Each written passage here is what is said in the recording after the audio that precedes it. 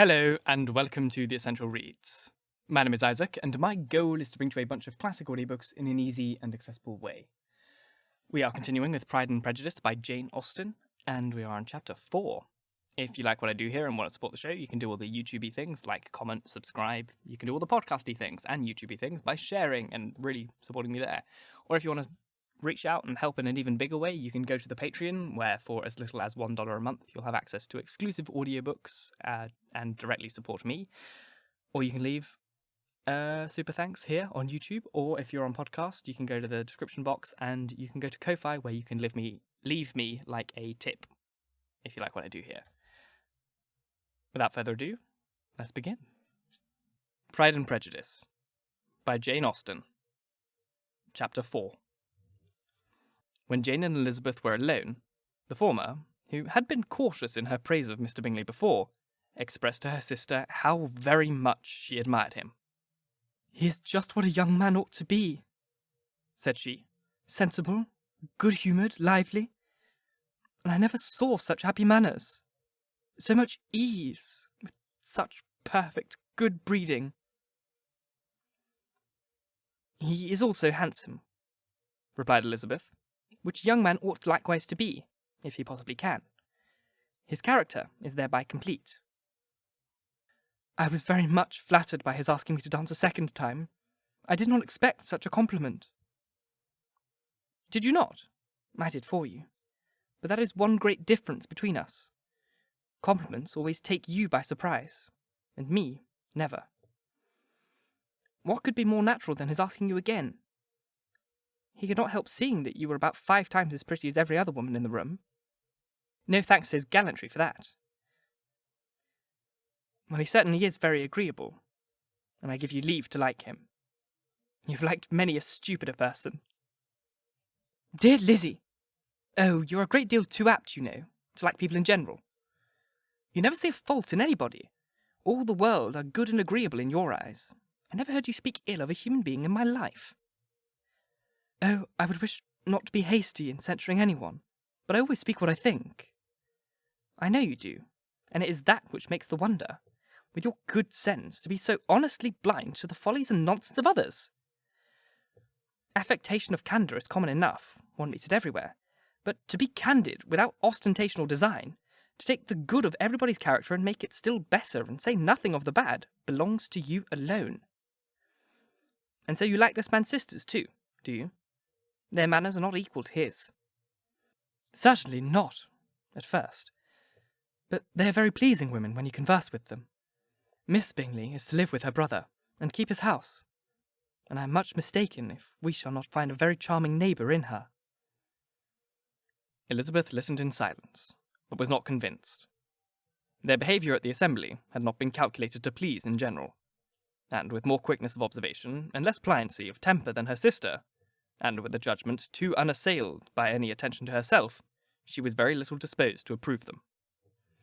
They were, in fact, very fine ladies, not deficient in good humour when they were pleased, nor in the power of being agreeable where they chose it, but proud and conceited. They were rather handsome, had been educated in one of the first private seminaries in town, had a fortune of £20,000, were in the habit of spending more than they ought, and of associating with people of rank, and were, therefore, in every respect entitled to think well of themselves, and meanly of others. They were of a respectable family in the north of England, a circumstance more deeply impressed on their memories than their brother's fortune, and their own had been acquired by trade. Mr Bingley inherited a property to the amount of nearly £100,000 from his father, who had intended to purchase an estate, but did not live to do it. Mr Bingley intended it likewise, and sometimes made choice of his county.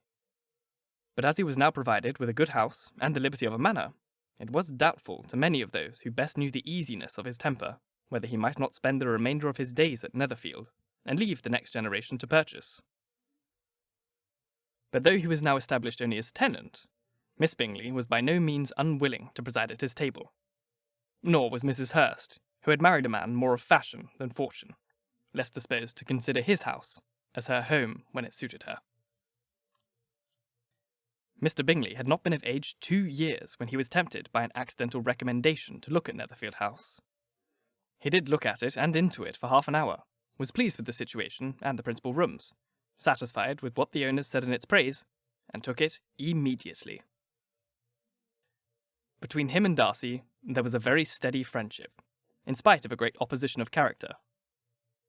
Bingley was endeared to Darcy by the easiness, openness, ductility of his temper, though no disposition could offer a greater contrast to his own, and though with his own, he never appeared dissatisfied. On the strength of Darcy's regard, Bingley had the firmest reliance, and of his judgment, the highest opinion. In understanding, Darcy was the superior. Bingley was by no means deficient, but Darcy was clever. He was at the same time haughty, reserved, and fastidious, and his manners, though well-bred, were not inviting. In that respect, his friend had greatly the advantage. Bingley was sure of being liked wherever he appeared. Darcy was continually giving offence. The manner in which they spoke of the Meryton assembly was sufficiently characteristic. Bingley had never met with pleasanter people or prettier girls in his life. Everybody had been most kind and attentive to him. There had been no formality, no stiffness. He had soon felt acquainted with all the room.